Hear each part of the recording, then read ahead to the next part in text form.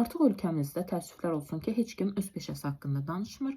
Sadəcə hansı mövzu məşhurdursa, onun haqqında danışmağa çalışır.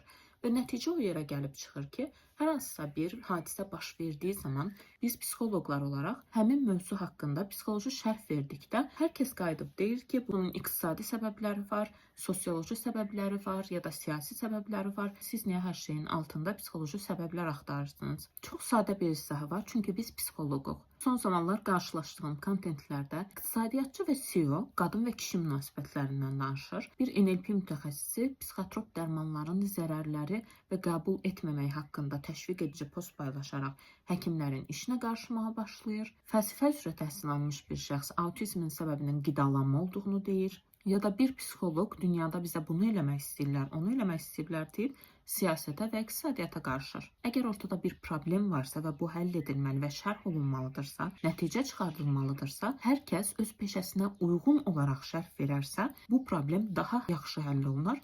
Nəinki hər kəs bilmədiyi bir peşə haqqında sadəcə məşhurdur deyə bir fikir bildirsə.